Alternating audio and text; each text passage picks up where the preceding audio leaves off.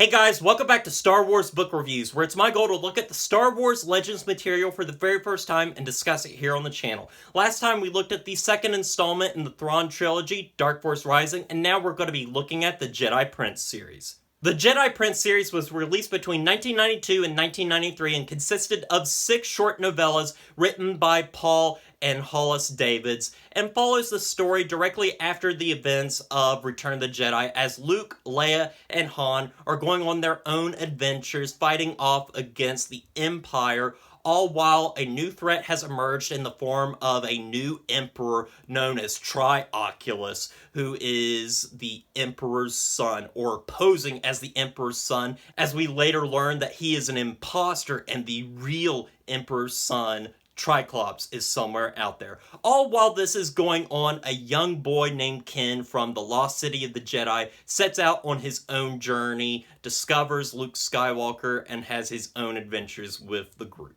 Guys, I have heard nothing but negative things about the Jedi Prince series. When it comes to people talking about the Legends material, they don't talk about this very much, or they don't really have much in the way of good to say about it. And I think that is a little unfair.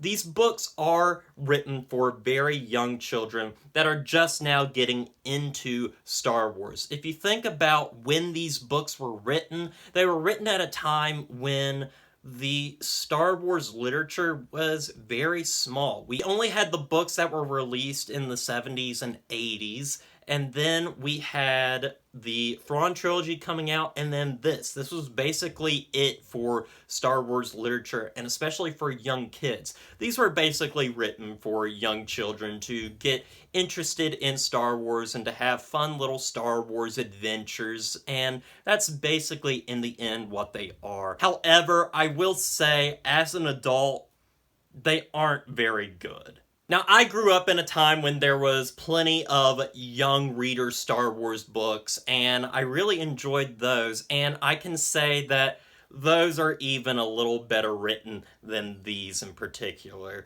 This series has a lot of simple sentences, onomatopoeias, a lot of onomatopoeias, and also it's just extremely childish in its dialogue and the story in particular. There are moments that made me laugh out loud because of how ridiculous they were. The places that some of the characters go to, some of the choice in dialogue, such as the Grand Moffs have a conference called a Moffrence, and also Han and Leia go on a date to a place called Hologram Fun World. It's just ridiculous stuff like that, and honestly, I kinda loved it. I mean, these books are not good, but I can say that I had a blast reading these. These were so fun and extremely short to read. They're under 80 pages and stuff like that. So, you're not going to spend too much time reading these. But also, stuff that really drags down the book has to do with just how awkward the exposition is in this story. There are moments where characters just explain things to characters that already know this information, and there's moments where they explain stuff that happened in the original trilogy, and it's just like, I know this. You don't have to describe every detail to me. And sometimes there's exposition dumps where they will just describe just every little piece of detail, location, where they are, what time it is, and it's just really wordy for a short little series. And also, the names are really weird and a little too on the nose, like Trioculus and Triclops. Get it? Because they have 3 eyes. And then also, the villains are just so stereotypically evil. They're completely one-dimensional. I mean, like, they greet each other by saying dark greetings. In case you didn't know that these guys were the bad guys, they say dark greetings. And it's just stuff like that that's extremely silly, and just, it's really bad, but at the same time, it could be a lot worse.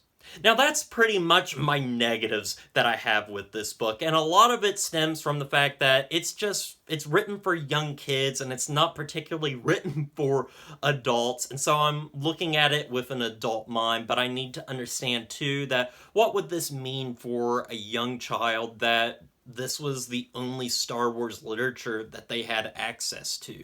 It might be a little bit different. But onto stuff that I really did enjoy about this book. Stuff that I really liked was connections that I found throughout this series that connect back to the sequel trilogy, in particular the two J.J. Abrams films.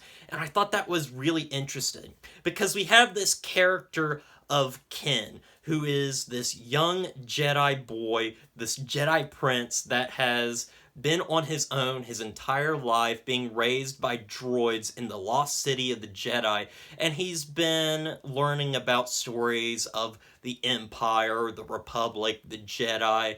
He knows about Luke Skywalker and everything, and I couldn't help but see some connections between him and Rey, especially since we don't know the character's last name in particular, and also his connection with one of the series' villains, Triclops, as well as the Emperor Palpatine. And I thought that was really interesting to me. Also, there's a moment in the first book of this series where they go to Endor and go inside the wreckage of the Death Star to find an ancient artifact, which is what happens in The Rise of Skywalker. And my mind was completely blown by some of the pretty obvious connections. And so I do think that this series honestly is worth reading for those small little connections. Now, I don't have any proof that JJ was influenced by these books at all. I mean, obviously I feel like he read these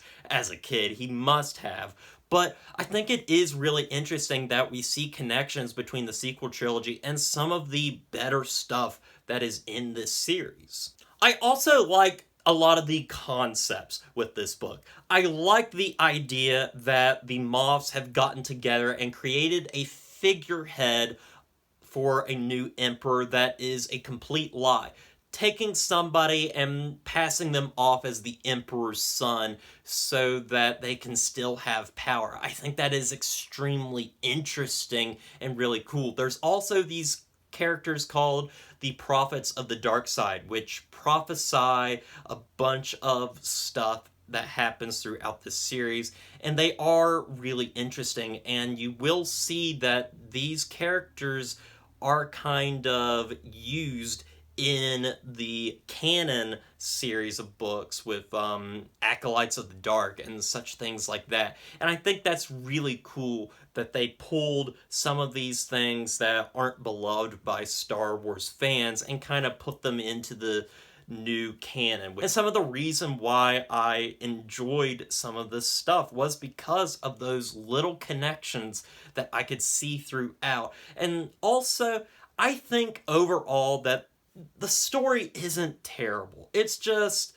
written poorly. And it's written for a young audience that feels just hand-holding.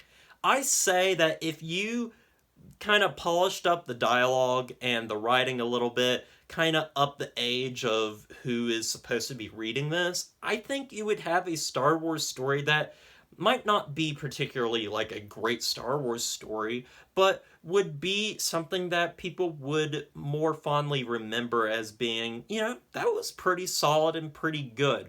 But again, as an adult, these stories are really childish. The dialogue is awkward and weird. The exposition just is overbearing at times, and it's just so laughably bad at some points, but it does have some moments that I really did enjoy and had fun with. I was able to laugh at it throughout, but I think the connections between this and the sequel trilogy are a lot of fun to pick out and just speculate with. Overall, guys, the Jedi Prince series is not particularly good. It's not going to win over any Star Wars fans, but for what it is, it's perfectly fine. It's not very good, but it doesn't need to be. It just needed to be a small little story for kids to pick up to get introduced to Star Wars. And in that way, I think it succeeds. So overall, with all that said, I'm going to give the Jedi Prince series a 5 out of 10, as well as my ratings for every book in the series. So would I recommend the Jedi Prince series? Not really, unless you are the biggest Star Wars fan that there can possibly be and you have not been introduced to these. I say check them out for curiosity's sake, as well as the small little connections here and there to the sequel trilogy and the Star Wars canon at large, because I think that stuff is actually really interesting and why this series should be read. But overall, guys, I want to thank you for watching this review. I hope you enjoyed it, and as always, don't forget to like, comment, and subscribe to the channel, and I'll see you guys in the next review.